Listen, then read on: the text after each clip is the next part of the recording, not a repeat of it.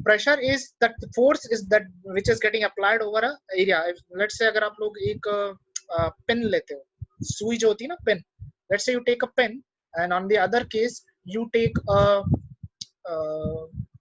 a bottle, है ना, आपने एक बॉटल लिया, एक केस में आपने एक पेन लिया।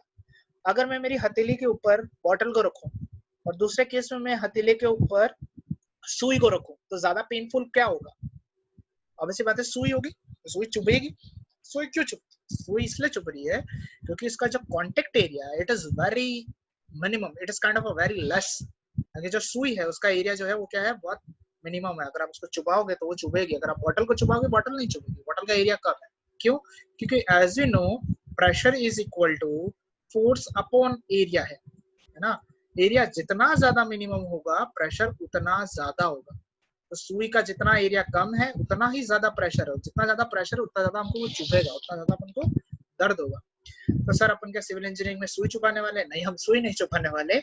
हमारा क्या केस होता है जब हम लोग कॉलम डिजाइन करते हैं, मैं अभी अगर आरसीसी के पर्सपेक्टिव से कहूं तो let's say I am making a column, ठीक है, एंड देन इसकी एक फाउंडेशन है नीचे की तरफ, ठीक है, ऐसी। तो अगर कॉलम का एरिया जितना ज्यादा कम रहेगा ना गैस, उतना ज्यादा प्रेशर नीचे की तरफ रहेगा और उससे हो सकता है कि ये पंच कर जाए अंदर की तरफ, है ना। तो उस चीज को हम लोग क्या करते हैं, इतना एरिया मिनिमम रखते हैं। हम उसके लिए कभी कभी फुटिंग को क्या करते हैं, हम लोग स्लोप कर देते हैं। हम यहाँ से फुटिंग को ऐसे स्लोप में ले आते हैं कुछ इस तरीके से, ठीक है, ताकि एरिया क्या होता है नीचे आते बढ़ जाता है और प्रेशर रिड्यूस हो जाता है। This is known as trapezoidal और आइसोलेटेड फुटिंग टाइप को कहते हैं। नहीं तो आप लोग क्या कर सकते हो, फुटिंग को ही सीधा का सीधा स्लैंट कर सकते हो, यहाँ से यहीं से आप इसको क्या करोगे, फुटिंग को आप लोग स्लोप दे सकते हो।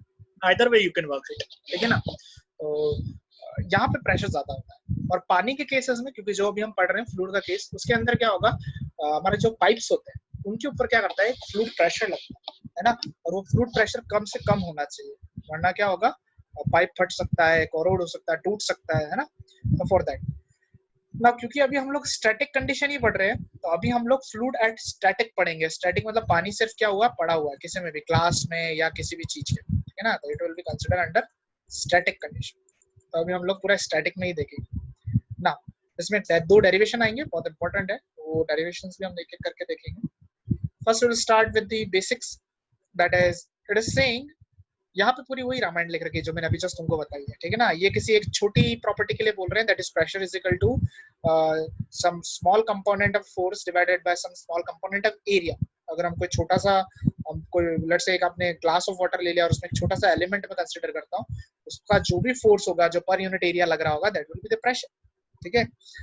अब तुम ये कह सकते हो कि सर अगर एक एलिमेंट है तो छोटा सा, अगर पानी का एक लेट्स से मॉलिक्यूल है, वो कहाँ प्रेशर लगा रहा है, किस चीज पे लगा रहा है, वो उसके पड़ोसी वाले मॉलिक्यूल्स पे लगा रहा है, ठीक है ना। क्योंकि पानी में कोहेसिव नेचर होता है, हर एक पार्टिकल एक दूसरे पार्टिकल को अट्रैक्ट कर रहा है, मतलब अट्रैक्ट कर रहा है मतलब क्या, फोर्स लगा रहा है ना, वैन डर वाल फोर्सेस है। तो वो फोर्सेस एक दूसरे पे लग लग के ट्रांसफर होते हैं वॉल की तरफ, ठीक है। तो जो एकदम वॉल के पास में मॉलिक्यूल पड़ा होगा वो वॉल पे फोर्स लगा रहा होगा, and the force per unit area of that wall will be known as the pressure, वो प्रेशर होता है, ठीक है ना। तो आप नीचे यहाँ पे देख सकते हैं हमारा एक प्रिस्क्राइब्ड फार्मूला है, हमेशा याद रखना, pressure is equal to force upon area. Pressure को आप स्ट्रेस भी कह सकते हो, stress is the internal resistance towards the deformation. मतलब कि अगर मैंने एक वॉल कंसीडर करा, ठीक है, इसके अंदर एक मॉलिक्यूल है इसके जस्ट पास में, वो मॉलिक्यूल लेट्स पे इस वॉल के ऊपर एक फोर्स लगा रहा है ना, and the force per unit divide by area will be known as pressure. Now according to Newton's law of motion, to every action there is equal and opposite reaction. तो wall भी इसके ऊपर एक धक्का लगेगी और वो धक्का सेम इस एफ बाय ए के इक्वल होगा, है ना। और उसको हम लोग बोलते हैं स्ट्रेस। क्या बोलते हैं हम लोग उसको? स्ट्रेस।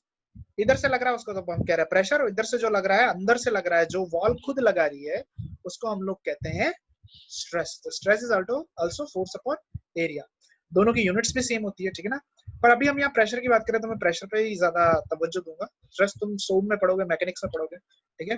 पर याद रखना लॉजिक सेम है दोनों का, क्योंकि ये फोर्स बाय एरिया है। तो फोर्स की ऐसा यूनिट होती है न्यूटन और एरिया की होती है मीटर। तो newton per metre square will be the unit of pressure. Pressure की क्या यूनिट हो जाएगी? Newton per metre square.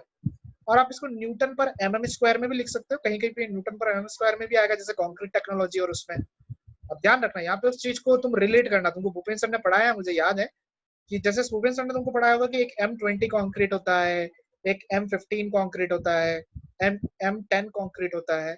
इसमें M का मतलब होता है मिक्स और 10 का मतलब होता है उसकी क्यूब कॉम्प्रेसिव स्ट्रेंथ 28 दिन पे, ठीक है। 28 दिन पे इसकी क्यूब की कॉम्प्रेसिव स्ट्रेंथ होती है। तो कॉम्प्रेसिव स्ट्रेंथ इस M10 की कितनी होती थी? 10 न्यूटन पर mm स्क्वायर, है ना, 10 न्यूटन पर mm स्क्वायर। और M15 की कितनी होती थी? 15 न्यूटन पर mm स्क्वायर, है ना, एज सिंपल एज दैट। तो ये न्यूटन पर mm स्क्वायर क्या था? This was the pressure force that's what acting on that cube. मतलब इस M10 क्यूब पे क्या होगा, जब 10 न्यूटन पर mm स्क्वायर तक का प्रेशर ये झेल सकता है, जैसे ही 11 हुआ या 12 हुआ या 13 हुआ, वो फेल हो जाएगा, टूट जाएगा। इसकी टेस्टिंग हमारे एक मशीन के अंदर होती है, अगर आपको ध्यान होगा, आपने शायद देखी होगी, एक अपने लेबोरेटरी में मशीन है, ऐसी मशीन होती है, ठीक है। हमारे पास दो सॉलिड्स होते हैं जो मूव कर रहे होते हैं, ठीक है, और बीच में एक पिस्टन होता है यहाँ पे, एक छोटा सा। ये पिस्टन क्या करता है? इन दोनों चीजों को मूव कराता है। इस ऊपर वाले सॉलिड ब्लॉक को नीचे की तरफ मूव करता है, इस वाले ब्लॉक को ऊपर की तरफ मूव करता है, और बीच में यहाँ पे हम हमारा कोई कॉन्क्रीट का क्यूब रखते हैं। तो ये पिसाता है एक तरीके से कॉन्क्रीट क्यूब इन दोनों के बीच में। तो और जब ये जो भी लोड डल रहा होता है, यहाँ पे एक ऊपर डिजिटल इंडिकेटर होता है, वो न्यूटन पर mm स्क्वायर के अंदर आपको लोड, वैसे न्यूटन में नहीं दिखाता, वो न्यूटन में सिर्फ लोड्स के वे में बताता है। हमको एरिया से डिवाइड करना पड़ता है। जो क्यूब का एरिया होता है ना, क्यूब हमारा यूजुअली होता है 150 बाय 150 बाय 150 mm का। तो जो भी यहाँ पे लोड आया उसको हम उसके एरिया से डिवाइड करते हैं और वी गेट कि वो कहाँ पे फेल हुआ है। तो M10 अराउंड 10 के आसपास फेल होगा, 20 अराउंड 20 के आसपास फेल होगा, और 15 15 के आसपास होगा, एंड सो ऑन। दूसरे भी बहुत सारे M30 M50 M60 जो भी है। तो हमारा अभी लॉजिक मेन ये है कि ये कहाँ फेल हो रहे हैं, ठीक है ना। ये फेल हो रहे हैं जैसे let's say M10 10 Newton per mm square पे फेल हो रहा है, that's means that newton per mm square is known as the pressure, ठीक है। वो क्या है? प्रेशर है। दूसरी भाषा में उसको स्ट्रेस भी कहते हैं। आप तुम कह सकते हो कि सर अभी आपने तो वर्ड यूज किया था कॉम्प्रेसिव स्ट्रेंथ। स्ट्रेंथ कुछ नहीं होता है, स्ट्रेंथ स्ट्रेस का एक पॉइंट होता है ना। आप लोगों ने आपकी 10th क्लास में फिजिक्स में पढ़ा होगा कि एक स्ट्रेस होता है, एक स्ट्रेन होता है, ठीक है। एक स्ट्रेन होता है और एक स्ट्रेस होता है ना। इधर हम वाई एक्सिस में हम लोग स्ट्रेस लेके चलते हैं, इधर स्ट्रेन। स्ट्रेन होता है चीज का उस स्ट्रेस के साथ चेंज होना। मतलब मैं अगर कोई प्लास्टिक दूं, पॉलीथीन दूं, और मैं कहूँ आप उसको खींचो, ठीक है, तो आप उसको खींचना चालू करोगे, है। थोड़ी देर एक बार आप खींच के हल्का सा खींच के छोड़ोगे तो वो फिर से जैसी थी वैसी की वैसी हो जाएगा। अगर आप ज्यादा खींचोगे तो आपको ध्यान हो तो एकदम वो प्लास्टिक है वो खिंचता रहेगा, ठीक है ना। मतलब पतला होता रहेगा, पतला होगा, एक पॉइंट ऑफ ऐसा जाएगा जब आगे वो पूरा फट जाएगा, ठीक है ना। तो आप जैसे जैसे उसको स्ट्रेस दे रहे हो, जैसे जैसे खींच रहे हो, उसके अंदर कुछ स्ट्रेन आएगी। स्ट्रेन आएगी मतलब उसका जो डायमेंशन है वो बढ़ना चालू होगा, है ना। तो पहले तो ये स्ट्रेट चलेगा, उसके बाद जब वो उसके प्लास्टिक रीजन में चला जाएगा तो it will start behaving abnormally. वो एकदम जैसे आप हल्का सा भी स्ट्रेस दोगे तो वो तेली ज्यादा खींचने लग जाएगी, फटने लग जाएगी, ठीक है ना। तो इट इज लाइक दैट। तो आपने कर्व पढ़ा होगा, इसमें आपने मॉडुलस ऑफ इलास्टिसिटी पढ़ा होगा। देखो हर एक स्ट्रेन के लिए क्या है, एक स्ट्रेस की कोई वैल्यू होगी यहाँ पर, क्योंकि ग्राफ है ये। मतलब अगर मैं पूछूं कि इस स्ट्रेन के लिए क्या स्ट्रेस की वैल्यू है, तो हम ग्राफ पढ़ना जानते हैं। तो हम लोग यहाँ से एक स्ट्रेट लाइन खींचेंगे, लेट मी ड्रॉ इट। यहाँ एक स्ट्रेट लाइन होगी, है ना। सेम इसके करस्पॉन्डिंग एक स्ट्रेस की लाइन होगी, है ना। सॉरी, यहाँ से आपकी एक स्ट्रेस की लाइन भी ऐसे होगी, वो स्ट्रेस के पॉइंट को करस्पॉन्ड करेगी। अगर कहीं पे ये फेल हो रहा है, लेट्स से इस पॉइंट पे जाके ये फेल हो गया, तो यहाँ पे भी एक स्ट्रेस की वैल्यू होगी। तो वो जो स्ट्रेस की वैल्यू होगी वो उसकी स्ट्रेंथ कहलाएगी। क्या कहलाएगी? वो उसकी स्ट्रेंथ, है ना। तो स्ट्रेस की वो वैल्यू जहाँ पे वो प्रोडक्ट फेल हो रहा है, या तुम कह सकते हो कि अपनी जो नॉर्मल लाइफ है वो उसकी चली गई है, that will be known as strength, है ना। तो स्ट्रेंथ, स्ट्रेस, प्रेशर सब एक ही चीज है, सब एक ही सिक्के के पहलू है, ठीक है ना। आप कह सकते हो यहाँ पर 3 पहलू हो गए सिक्के के, ठीक है। तो कभी भूलना मत इस चीज को। पूरी इंजीनियरिंग में तुम्हारे ये तीनों चीजें बार बार यूज हो, ठीक है। दैट इज प्रेशर हो गया, स्ट्रेस हो गया, एंड आपका स्ट्रेंथ हो गया, ठीक है। एक सेकंड रुकना, हाँ।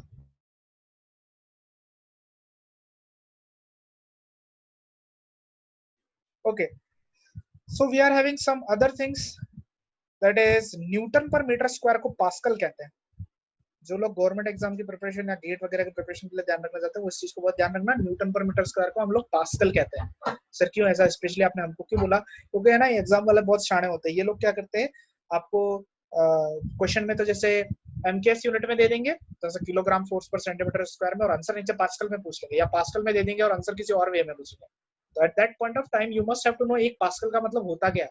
अगर कोई बोल रहा है 2 पास्कल का फोर्स आ रहा है, that means 2 Newton per metre square का लोड आ रहा है। Don't confuse it with Newton पर एमएम स्क्वायर। न्यूटन पर एमएम स्क्वायर पूरी अलग ही बला है, ठीक है। और न्यूटन पर मीटर स्क्वायर जो है वो 1 पास्कल के बराबर है, ठीक है। पास्कल को पीए से भी लिखते हैं हम लोग, याद रखना हमेशा, Newton per metre square pascal. MKS के अंदर आप लोग देखना kilogram force per metre square and kilogram force per centimetre square की यूनिट्स होती है। एक दो न्यूमेरिकल्स में हमारा अभी आगे आएगा कि कैसे होता है, ठीक है ना। 1 किलो पास्कल, 1 पास्कल होता है और 1 किलो पास्कल भी होता है, तो आप किलो में 1000 होता है, सिंपल सी बात है। तो 1 किलो पास्कल के अंदर 1000 न्यूटन पर एमएम स्क्वायर होता है, ठीक है ना, 1000 आ जाएगा। एक बार प्रेशर भी होता है, एक बार प्रेशर अराउंड 100 किलो पास्कल या 10 टू पावर 5 न्यूटन पर एमएम स्क्वायर के इक्वल होता है। ये याद करने जैसी चीज है ना। अभी मैं तुमको एक चीज शेयर करता हूँ, है ना, वेट। पहले वो क्या करेगा, पंक्चर वाला हवा चेक करेगा, देन उसके बाद वो क्या करेगा, आपके उसमें हवा भरने की कोशिश करेगा और फिर से चेक करेगा लास्ट टाइम। तो उसके पास एक प्रेशर मैनेजमेंट डिवाइस होती है, कभी उस भैया से मांग लेना हो तुम डिवाइस कि भैया डिवाइस दिखाओ ना क्या है, और उसमें देखना यहाँ पे नीचे एक यूनिट लिखी होगी, या तो बार होगी, नहीं तो किलोग्राम पर सेंटीमीटर स्क्वायर होगा, और नहीं तो पीएसआई लिखा होगा कहीं। ये जैसे यहाँ पे इस वाले में पीएसआई लिख रखा है, पीएसआई होता है पाउंड पर स्क्वायर इंच, ठीक है। और बार हमारा मैंने अभी आपको जस्ट बता दिया, और किलोग्राम पर सेंटीमीटर स्क्वायर भी, other way you can convert it.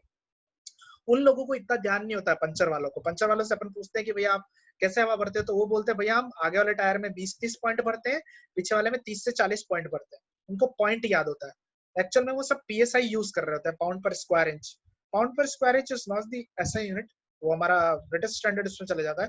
तो आप उसको कन्वर्जन देख सकते हो, उसके कन्वर्जन आपको मिल जाए, ठीक है ना। तो इट इज लाइक दैट। तो वो ऐसे यूज करते हैं, कभी वो देखना और उस चीज को कन्वर्ट करने की कोशिश करना। कभी कभी ऐसा भी होता है कि स्केल 2 होते हैं, जैसे कि आप यहाँ पे देख सकते हो, एक ब्लैक कलर का स्केल चल रहा है और एक रेड कलर का स्केल चल रहा है। ये कोई यूट्यूब का वीडियो है, ठीक है ना, मेरे को फोटो दिखा रहा हूँ मैं बस तुमको।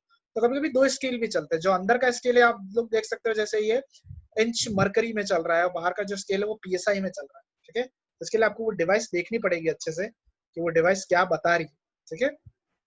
यहाँ पे आप देख सकते हो, जैसे ये फोटो शेयर हो रहा है, जो रेड कलर की लाइन है वो पीएसआई बता रही है, और जो बाहर की लाइन है वो आपको बार में बता रही है। और यहाँ पे लिख रखा है 1 bar is equal to 100 kilo pascal. 100 kilo pascal मतलब आप कह सकते हो, और 3 जीरो लगा दोगे तो पास्कल दे दे, 10 टू पावर 5 पास्कल जो हमने अभी लिख रखा है, ठीक है ना, हमने अभी जस्ट बुक में पढ़ा है।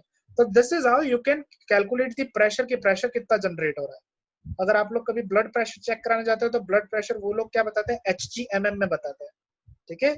ब्लड प्रेशर जो होता है ना वो लोग HgMM में बताते हैं। उनके पास ब्लड मेजरमेंट की मैं आपको डिवाइस शेयर करता हूँ।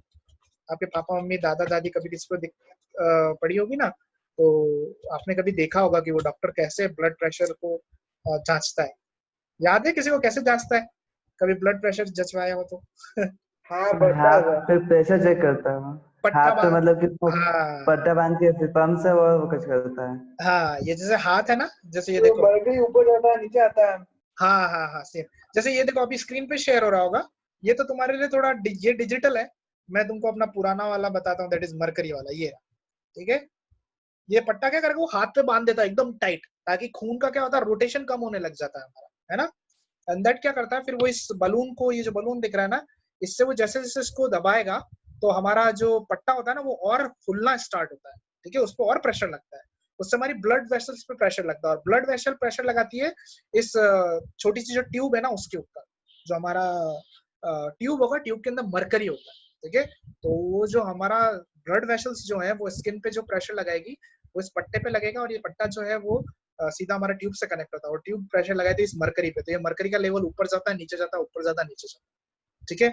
और आजकल डिजिटल वे भी आ गया है, तो डिजिटल वे में भी आने लग गया, जैसे आप ये डिजिटल में यहाँ देख सकते हो, ठीक है। क्या लिख रखा है 120, आगे क्या लिख रखा है केपीए और mmHg। केपी है किलो पास्कल, जो जस्ट मैंने अभी आपको समझाया है, ठीक है। और एक है mm पर hg। एक होता है सिस्टोलिक, एक होता है अपना, 2 सिस्टम होते हैं, तुमको ध्यान होता है, एक बार दिल धड़कता है और वो होता है ना, अपने बायो में पढ़ा था if you remember, systolic and diastolic ऐसे कुछ होते हैं, मेरे को भी याद नहीं आ रहा। तो दोनों प्रेशर होते हैं, अप एंड डाउन 2 प्रेशर होता है, ठीक है ना। तो एक बार 120 आ रहा है, एक बार 80 आ रहा है। तो इसमें हम लोगों का प्रेशर काउंट रहता है कि डॉक्टर देखता है कि ज्यादा प्रेशर तो है नहीं, कि ऑपरेशन के टाइम पे भी ध्यान रखना पड़ता है। यहाँ पे हम कौन सा प्रेशर काउंट कर रहे हैं, यहाँ पे हम हमारा ब्लड का प्रेशर काउंट कर रहे हैं कि पानी जो ब्लड बह रहा है वो कितना स्पीड से बह रहा है, ठीक है ना। तो mmHg मतलब ये हो गया कि इस ट्यूब के अंदर वो कितना mm बढ़ रहा है, ठीक है। तो उसकी रेंजेस फिक्स होती है, वो उस रेंज के ऊपर नहीं जाना चाहिए ब्लड प्रेशर। जैसे कभी भी ऑपरेशन हो रहा होता है या सर्जरी हो रही होती है तो उससे पहले आपका हाई ब्लड प्रेशर नहीं होना चाहिए, वरना ऑपरेशन में दिक्कत आती है। ठीक है, तो प्रेशर हमारे आसपास सब जगह पे है ना, हर जगह पे प्रेशर आपको मिलेगा। पानी की अगर कोई चीज करो या आप आपकी वॉच की बात करो, आपका मेडिकल की बात करो, तो आपको हर जगह pressure will be there. Now अब आते हैं हम थोड़ी टेक्निकल टर्म्स पे।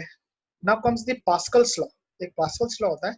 पास्कल लॉ क्या कहता है? लॉ है, सिद्धांत एक, है ना, पास्कल नाम के साइंटिस्ट ने दिया है। ये क्या बोलता है? This law states that the pressure or intensity of pressure at a point in a static fluid is equal in all the direction। मतलब अगर आपके सामने कोई स्टैटिक फ्लूइड पड़ा हुआ है, स्टैटिक मतलब रुका हुआ जल, रुका हुआ आपका पदार्थ अगर कोई पड़ा हुआ है, तो उसमें जो भी प्रेशर लगेगा वो सारी डायरेक्शन में इक्वल लगेगा। फिर से समझते हैं इसको। लेट्स से एक ग्लास ऑफ वाटर है, उसमें मैंने पानी भर रखा है, उसको मैंने छोड़ रखा है, वो हिल नहीं रहा है, उसको कोई फोर्स नहीं लग रहा है, बजाय एटमॉस्फेरिक प्रेशर के, जो तो लगता ही रहता है हमेशा। तो अगर मैं बीच में कोई पार्टिकल पकड़ू, ए पार्टिकल, तो इस पे जो फोर्सेस होंगे ना, या ये जो प्रेशर लगाएगा अपने पड़ोसियों पे, वो हर डायरेक्शन में इक्वल होगा, है ना, हर एक डायरेक्शन में, दाएं बाएं ऊपर नीचे किधर भी, हर एक डायरेक्शन में क्या होगा? इक्वल होगा। ऐसा किसने कहा? पास्कल ने कहा। ठीक है, अच्छी बात, अच्छी चीज है। इससे हमको ये पता लगता है, हम लोग जब पानी के अंदर कोई चीज डिजाइन करते हैं ना, जैसे हम कोई लेट से सबमर्ज गेट डिजाइन कर रहे हैं, कोई गेट बना रहे हैं हम लोग डैम्स में, या लेट से हम लोग पानी के अंदर ही कोई हमारा स्ट्रक्चर बन रहा है, कोई फुटिंग बन रही है, तो हम ये समझ सकते हैं कि उसमें पूरा का पूरा इक्वल प्रेशर लग रहा होगा, है ना। तो वहां पे पास्कल लॉ बहुत काम आता है। अभी हमारा जो होता है दैट इज जेसीबी जो होती है, हम जिसे कहते हैं एक्सकेवेटर जो हमारा होता है, वो हमारा पास्कल लॉ पे ही काम करता है ना। उसमें आपको ध्यान हो तो कि हाइड्रोलिक जैक्स होते हैं उसमें, तो अगर आप प्रेशर लगाओगे एक तरफ, तो वो ऑयल दूसरी तरफ प्रेशर को क्या करता है? डिस्ट्रीब्यूट करता है, यू कैन से। वो भी अपन आगे और अच्छे से समझेंगे, वहां पे भी पास्कल लॉ हमारा यूज होता है। ठीक है ना। तो इसका एक डेरिवेशन है, डेरिवेशन देखना पड़ेगा हमको, ठीक है, क्योंकि पूछा जाता है बहुत बार। ठीक है, धीरे धीरे मेरे साथ बने रहना, थोड़ा सा कंफ्यूजिंग हो अगर हो जाए बीच में, मुझसे पूछ लो। याद रखना, पास्कल लॉ ये कह रहा है कि जो प्रेशर है, इंटेंसिटी ऑफ प्रेशर, वो इक्वल होगा हर एक डायरेक्शन में। बस यही चीज को प्रूफ करना है। ठीक है, लेट्स से हम लोग एक आर्बिट्रेरी कोई भी फ्लूइड एलिमेंट कंसीडर करते हैं वेज शेप का। इसको वेज शेप कहते हैं, जैसा ट्रायंगल शेप टाइप होता है ना, उसको अपन लोग वेज शेप कहते हैं। ठीक है, एक वेज शेप का हमने यहाँ पे एक फ्लूइड एलिमेंट एबीसी कंसीडर किया है। Let the width of the element perpendicular to the plane of paper is unity. Paper के अंदर जो इसकी विड्थ है ना, उसको हम यूनिटी मान रहे हैं, 1 मान रहे हैं, 1 मीटर। ठीक है, and px, small px, py and pz are the pressures or intensity of pressure acting on AB, AC and BC। AB, AC और BC फेस के ऊपर लेट से इधर हमारे पास क्या क्या लग रहा है? PX, PY and PZ forces लग रहा है। PX कहाँ पे लग रहा है? AB पे। ठीक है, इस पे हमारा PX फोर्स लग रहा है, इस पे PY लग रहा है और इधर हमारा PZ लग रहा है। ठीक है, ऐसे समझ। सर ये प्रेशर कहाँ से लग रहा है? ये प्रेशर पड़ोसी वाले पार्टिकल्स के ऊपर से लग रहा है, इस एलिमेंट के ऊपर। ठीक है, let angle ABC is equal to theta. ये ABC जो एंगल है वो थीटा है हमारे पास। अब then the forces acting on the fluid. अब इसमें फोर्सेस कौन, इस एलिमेंट के ऊपर कौन कौन से फोर्सेस लग सकते हैं? एक तो प्रेशर फोर्स खुद लगेंगे जो साइड में से लग रहे हैं, है ना। Pressure forces normal to the surface, normal मतलब 90 डिग्री। ठीक है ना, ये 90 डिग्री पे लग रहा है, ये इसके 90 डिग्री पे लग रहा है, ये इसके 90 डिग्री पे लग रहा है। एक तो ये फोर्सेस लग रहे हैं, और क्या लग रहे हैं? Weight of element in the vertical direction. Element का खुद का एक वेट भी होगा, वो भी लगेगा वर्टिकल डायरेक्शन में, है ना, मतलब नीचे की तरफ लगेगा, उसका खुद का एक वजन है बिकॉज ऑफ ग्रेविटी। तो ये दो फोर्सेस लगेंगे। अब हम ये सारे फोर्सेस निकाल देते हैं। ठीक है, force on face AB, AB face के ऊपर कौन जो फोर्स लग रहा है वो कितना होगा? ध्यान रखना, Px तो प्रेशर है, हम यहाँ पे फोर्स देख रहे हैं, है ना। तो हमने अभी जस्ट देखा है कि प्रेशर इज इक्वल टू होता है फोर्स अपॉन एरिया, और अगर फोर्स निकालना है तो force is equal to pressure into area. हमारे केस में प्रेशर है Px और एरिया कितना हो जाएगा? अगर अपन इसको सामने से लगा रहे हैं, तो अगर मैं इसको एलिवेशन देखूं तो ये कुछ इस तरीके से बॉक्स जैसा, और मैंने विड्थ अभी जस्ट 1 मीटर ली है ना। मैंने क्या कहा है? किताब के अंदर इसकी विड्थ कितनी है? एक सेकंड रुकना, अटक गया ये जो, हाँ, किताब के अंदर जो विड्थ है वो कितनी है? 1 मीटर, या यूनिटी, जो भी आप मीटर ले रहे हो, सेंटीमीटर ले रहे हो, जो भी यूनिटी है। ठीक है, और इसकी हाइट कितनी है? हाइट यहाँ पे इन्होंने इसको dy ली है। ठीक है ना, इसकी जो हाइट है वो y डायरेक्शन के अंदर, ये y है, y डायरेक्शन में dy हाइट है। तो अगर मैं हाइट इंटू ब्रेड्थ कर दूं तो मेरे पास एरिया आ जाएगा। तो हाइट हो गई dy, ब्रेड्थ हो गई 1, तो dy इंटू 1 हो जाएगा एरिया। ठीक है, तो प्रेशर इंटू एरिया है, तो प्रेशर तो हो गया पी एक्स और एरिया हो जाएगा डी वाई इंटू 1, है ना। ये किसके लिए हो जाएगा, ए बी फेस के लिए। सिमिलरली एसी फेस के लिए देख लेते हैं। एसी फेस ये नीचे वाला है हमारे पास, ठीक है, ये वाला फेस एसी है ना। एसी फेस पे पी वाई लग रहा है, ठीक है, पी वाई इंटू, यहाँ डेल एक्स लिखो या डी एक्स लिखो, मतलब ये p y into d x हो जाएगा, तो p y into d x. Same goes on DC side, that is p z into d s. ध्यान रखना यहाँ पे डी एस लिया है इन लोगों ने, है ना, डी एक्स डी वाई और यहाँ पे डी एस लिया। ये फोर्सेस लग रहे हैं, ठीक है, प्रेशर ये हो गए और फोर्सेस ये हमने जो अभी निकाले वो ना। तो हमने प्रेशर निकाल दिया। Now we need the weight of the element. Weight of the element मैंने आपको बता दो, वेट अपन कैसे निकाल सकते हैं, mass of the element into g कर दो। वेट क्या है, एक तरीके का फोर्स है ना, तो फोर्स क्या हो गया, मास इनटू एक्सीलरेशन। यहाँ पे हम लोग लिख सकते हैं मास इनटू जी, और मास को हम लोग क्या लिख सकते हैं, वॉल्यूम इनटू डेंसिटी, क्योंकि density is equal to mass upon volume होता है। तो मास निकालना है तो डेंसिटी इनटू वॉल्यूम लिख दो, है ना। तो यहाँ पे वॉल्यूम इनटू हमने रो लिख दिया। वॉल्यूम कैसे निकालेंगे, वॉल्यूम होता है एरिया इनटू हाइट, ठीक है, ज्योमेट्रिकल प्रॉपर्टी है सिंपल सी, है ना। वॉल्यूम होता है एरिया इनटू हाइट। एरिया अब इन लोगों ने कैसे निकाला, ट्राइंगल है, half into base into height, तो half into A B into A C, half into A B into A C, ठीक है। तो A B into A C by 2 into height. अब अपन को हाइट निकालनी, तो हाइट तो आपको ध्यान है, हाइट मतलब विड्थ यहाँ पे कहने का सेंस है। तो अंदर की तरफ वेज की कितनी है, 1 मीटर है, यूनिट है, तो हम इसको 1 लिख देंगे। तो ये वॉल्यूम हो गया। डेंसिटी को बाहर रखेंगे और जी को हम एज इट इज रखेंगे, ठीक है। तो ये हमारा वेट आ गया ना। अब दिक्कत ये है कि ये जो सारे फोर्सेस लग रहे हैं ना, ये अलग अलग एंगल पे लग रहे हैं। मतलब ये दोनों तो फिर भी सही लग रहे हैं, पर ये जो है ये थीटा एंगल पे लग रहा है। अगर इस थीटा एंगल को तुम देखोगे, यहाँ पे ये you can say corresponding interior angle से है, तो ये एंगल और ये थीटा थीटा दोनों सेम हो जाएंगे। तो हमको क्या करना पड़ेगा ना, ये जो फोर्स है ना, इसको रिजॉल्व करना पड़ेगा। रेजोल्यूशन मैंने आपको बताया था, अभी आप मैकेनिक्स में पढ़ोगे वैसे भी, ठीक है। अगर ये एक्स एक्सिस है, ये वाई एक्सिस है, और आपका कोई force let's say theta angle पे लग रहा है, ठीक है, let's say this force is P, तो अगर आपको एक्स डायरेक्शन में फोर्स चाहिए तो it will be P cos theta, ठीक है, और अगर आपको वाई डायरेक्शन में चाहिए तो it will be P sine theta, okay, ऐसा रेजोल्यूशन होता है, ठीक है। अभी हमारे पास थीटा है, तो ये एंगल कितना हो जाएगा, 90 माइनस थीटा, है ना, एज सिंपल एज दैट, क्योंकि टोटल 90 है, तो it will be 90 minus theta. अब ये 90 माइनस थीटा हो गया, तो अगर आपको इसको इधर रिजॉल्व करना है, लेट्स से हॉरिजॉन्टल डायरेक्शन में, तो यहाँ 90 माइनस थीटा है। इस फोर्स को अगर मैं इस वर्टिकल डायरेक्शन में रिजॉल्व करूंगा तो it will be cos 90 minus theta, क्योंकि एंगल इस तरफ पास में, और अगर नीचे करना चाहूं तो it will be sin 90 minus theta, ठीक है ना। तो अगर हॉरिजॉन्टल अगर आपको इस फोर्स को रिजॉल्व करना है तो it will be you can say cos 90 minus theta and on sorry इधर sin 90 माइनस थीटा, और इधर करना होगा तो cos 90 माइनस थीटा, ठीक है। समझना, धीरे धीरे समझ में आ जाएगा तुमको क्या कहना चाहिए। ये बोल रहा है फर्स्ट ऑफ ऑल कि resolve the forces in x direction. X direction कहाँ है हमारे पास, ये सामने एक्स डायरेक्शन सीधी की सीधी, है ना। तो सारे फोर्सेस को एक्स डायरेक्शन के अंदर रिजॉल्व करना। ये भाई साहब रिजॉल्व नहीं हो सकते, क्योंकि ये एकदम प्योरली वर्टिकल डायरेक्शन है ना, तो ये तो नहीं होगा रिजॉल्व, ठीक है, ये लगेगा ही नहीं, मतलब एक्स डायरेक्शन होगा ही नहीं। पर ये जो थोड़ा इंक्लाइंड फोर्स आ रहा है ना, ये हो सकता है एक्स के अंदर। तो एक्स एक्सिस किधर है हमारे पास, इधर है, एक सेकंड ना, वो रुक गया मेरा सॉफ्टवेयर लैग करता रहता है, ठीक है। ये एक्स डायरेक्शन है, ये भाई साहब तो पहले से एक्स डायरेक्शन के अंदर ही है, पर अगर मैं किसी तरफ से इसको इधर नीचे की तरफ रिजॉल्व कर दूं, इसकी डायरेक्शन ऐसे हो जाएगी, है ना। और मैंने अभी आपको जस्ट समझाया है, ये 90 माइनस थीटा है, तो इधर क्या हो जाएगा sin 90 माइनस थीटा। तो ये पूरा का पूरा फोर्स अगर sin 90 माइनस थीटा से मल्टीप्लाई करते हैं तो ये इस फोर्स के अपोजिट लगेगा, तो अपोजिट लगेगा तो हम लोग माइनस लगा देंगे बीच में, ठीक है। तो पहले तो हमने ये वाला फोर्स लिख दिया जो सामने से आ रहा है, px dy into 1, है ना, ध्यान से देखना, px dy into 1 minus minus लिखा क्योंकि वो उसके अपोजिट लग रहा है। कौन सा अपोजिट लग रहा है, ये pz ds पॉइंट 1, ठीक है। तो यहाँ पे इन्होंने लिखा p ds into 1 और आगे क्या इंटू किया, sin 90 minus theta. I hope आपको समझ में आ गया sin 90 माइनस थीटा क्यों किया, क्योंकि ये 90 माइनस थीटा है, और इधर अगर मैं रिजॉल्व करूंगा तो it will be sin 90 minus theta. अगर यहाँ वर्टिकल में रिजॉल्व करता तो cos 90 माइनस थीटा होता, ठीक है ना।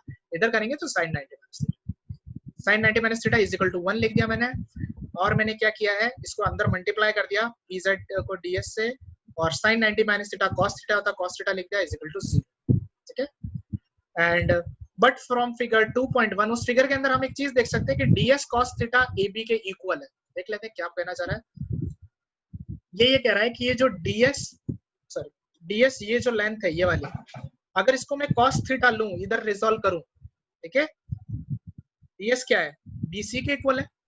अगर मैं इसको cos थीटा में रिजॉल्व करूं तो इधर यहाँ रिजॉल्व हो जाएगा, दैट मींस ये ab के इक्वल हो जाएगा, और ab खुद क्या है, ab खुद dy के इक्वल है। तो हम यहाँ पे क्या करेंगे, जो ds cos थीटा की वैल्यू है, ये जो वैल्यू है इसको हम dy के इक्वल लिख देंगे, ठीक है। तो मैंने यहाँ पे क्या किया, इसकी जगह पे dy लिख दिया, तो हमारे पास वैल्यू आई px dy minus pz dy, dy चला जाएगा, 1 1 चला जाएगा, सिर्फ px माइनस pz रह जाएगा, है ना, एक सेकंड, और pz को अगर मैं px के इधर इक्वल टू में लाऊंगा तो I will get px is equal to pz, that means our pressure in x direction is equal to pressure in z direction, है ना। सेम हम लोग इनको ऐसे ही y डायरेक्शन में भी रिजॉल्व करेंगे। अब ध्यान रखना, y डायरेक्शन में ये नहीं होगा, y डायरेक्शन में सिर्फ ये होगा, और इस चीज को हम लोग अब की बार इधर रिजॉल्व करेंगे, that is cos 90 minus theta, है ना, और दोनों को इक्वल रखेंगे, एंड वी विल गेट कि py is equal to pz आ जाएगा। तो हम लोग इन दोनों इक्वेशन से देख सकते हैं कि px pz के इक्वल है और py pz के इक्वल है, that means px is equal to py is equal to pz, that means to say pressure in x direction is equal to pressure in y direction is equal to pressure in z direction। तो pascal law verify हो गया हमारा, that is the pressure intensity or intensity of pressure at a point in a static fluid is equal in all the direction, ठीक है। तो थोड़ी सी geometry लगी, थोड़ी सी ट्रिग्नोमेट्री लगी यहाँ पे, है ना, पर देखो इतनी छोटी छोटी सिंपल ही लगेगी, ज्यादा कोई टिपिकल नहीं आएगा कि sin स्क्वायर cos थीटा हो गया, आपको tan थीटा हो गया, ऐसा कुछ ज्यादा टिपिकल नहीं आएगा, सिंपल सिंपल ही आएगा, है ना। तो आई होप आप लोगों को प्रेशर समझ में आया हो, प्रेशर का इंट्रोडक्शन समझ में आया और पास्कल लॉ समझ में आ गई। कल हम लोग और इसके आगे देखेंगे, एक हाइड्रोस्टैटिक लॉ आता है जिसके ऊपर हमारी ये जेसीबी वगैरह काम करती है, ठीक है ना, हमारे ऑयल प्रेशर मेजरमेंट डिवाइसेस काम करती है, जैक वगैरह काम करते हैं ना। अगर डेरिवेशन नहीं समझ में आया हो कोई बात नहीं, एक बार घर पे खुद देखना, और फिर भी अगर नहीं समझ में आया तो मेरे को बताना, मैं कल फिर से एक बार तुमको बता दूंगा, ठीक है ना।